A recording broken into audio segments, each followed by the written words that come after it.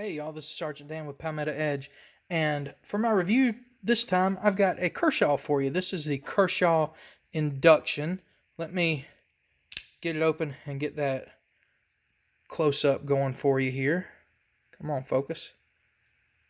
There we go, that's a little better, I think. So, here you go.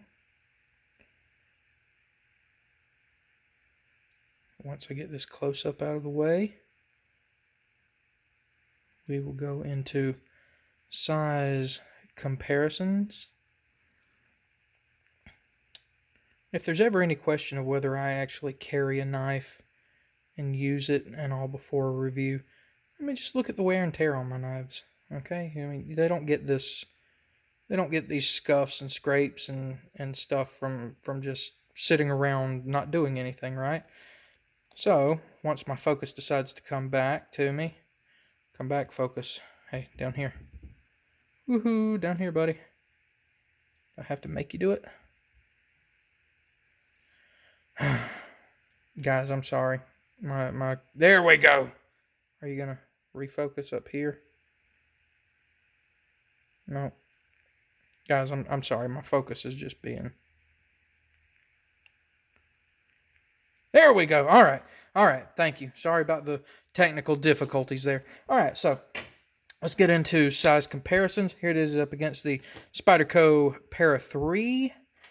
The Benchmade Bug Out. Okay, so as you can see, as far as length goes, it's more in line with the Bug Out. However, this knife is significantly thicker, has a broader blade. Okay, now as far as Para 3, it's kind of more in line with the Para 3, but then keep in mind I've got aftermarket scales on this one, so yeah. All right, so let's talk about specifications after we get this thing straightened back out here. 7.625 inches overall length with a 3.125 inch blade length. Blade steel is 8CR13 MOV, which I will get to in the review, okay?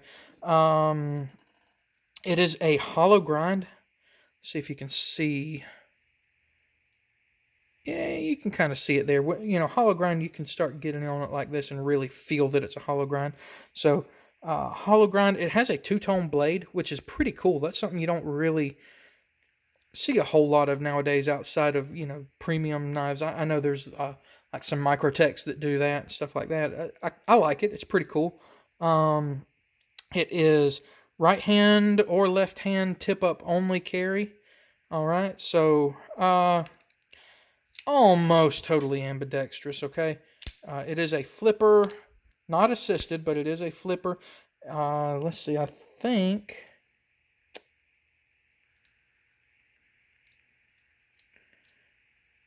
Guys, I think it's just running on phosphor bronze washers.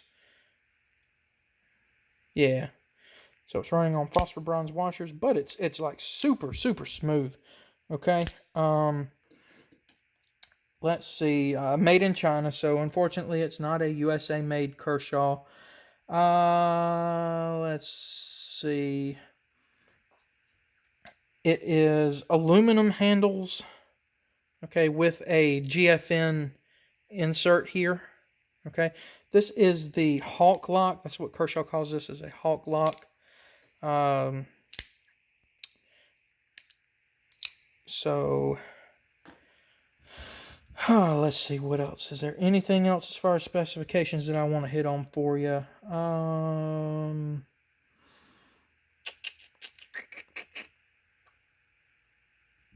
Nope, I don't think so.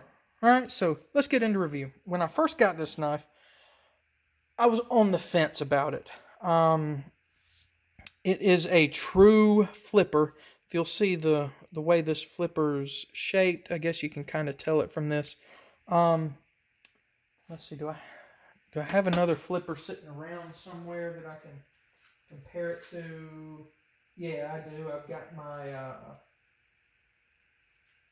my Benchmade precinct here close by that I can compare it to.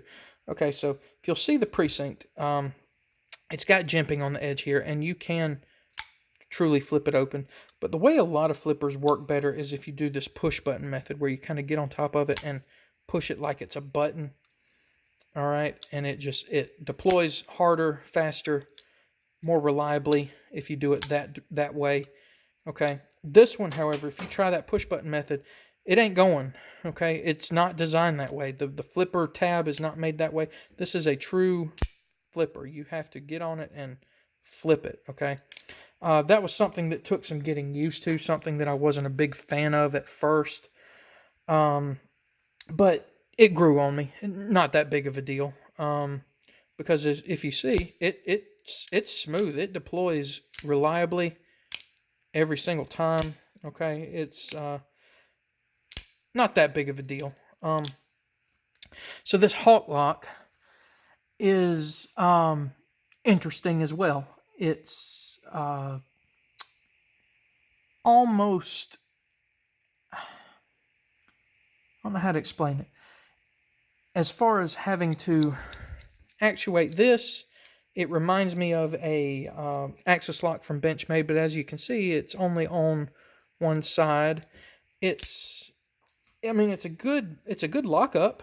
I do have blade play up and down, as well as a tad bit side to side.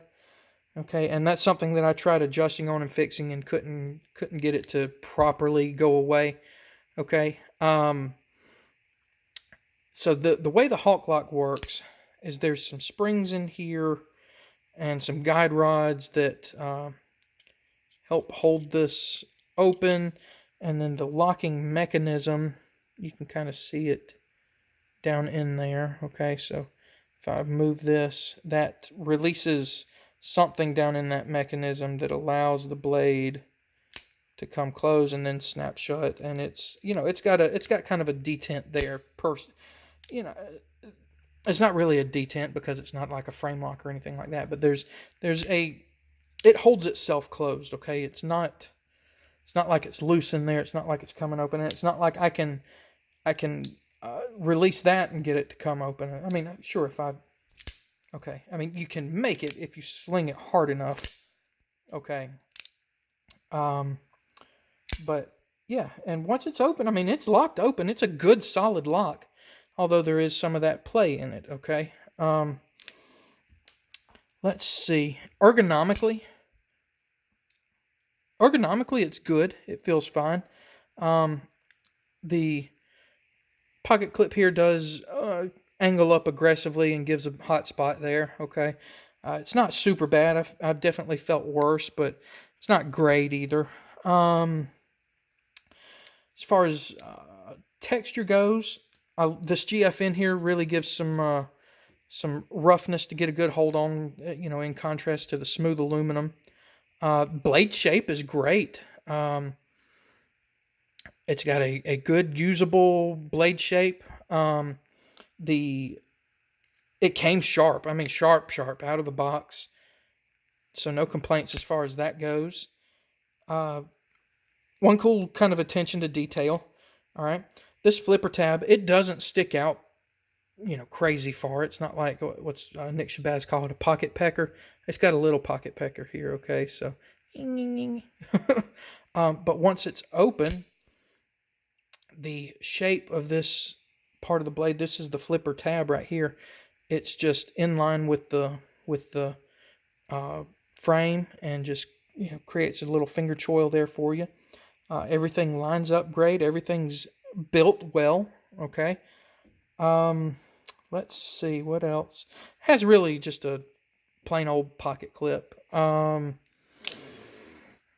If you can see, you can open and close it one-handed. Okay, so it's in that way, it's really a lot like a kind of an axis lock sort of deal. So sometimes it's got some. If you can hear it, it's got some different levels that it reaches in its locking and unlocking. So there's like this. Once you're closing it, there's this spot here that it hits. Okay, that you have to overcome a spring mechanism or something like that to finish getting it closed. But if you can do it. It's not undoable. It's not hard. All right. Blade centering on it is perfect. Really, really great as far as that goes. HCR13 MOV steel. There's people that absolutely hate it. I don't have I mean, yes, I acknowledge there are definitely better steels out there than that. Definitely ones that I like better than that. But for the price point, HCR 13 is a perfectly fine steel. So why was I on the fence about this knife at first? I don't know. It's just, and to be honest with you, I still kind of am. I've grown accustomed to it, I guess you could say, is why I'm not just like, man, this thing's awful. And it's not awful. It's really not awful. One thing I do want to point out that really bothered me at first is there's this rattle. I guess you can hear that. Let me get over here to the mic. So there's this rattle in there, and what that is there's some springs in here somewhere, and they've got some guide rods in them, and those guide rods are what's making that rattle. That really bothered me at first. You know, it's an easy, it's something that Kershaw could have done to make that not happen at all, but you know, for the price, what can I really complain about it? No, not really. So let me talk about the price. Price on this one is on sale right now at Blade HQ for $24.99. So $25. Any complaint outside of just some kind of really heinous overlook of detail, something like that, is just nitpicky for that price range, okay? So for $25, I can't complain. I have complaints, but you know, at that price, can I? No, not really.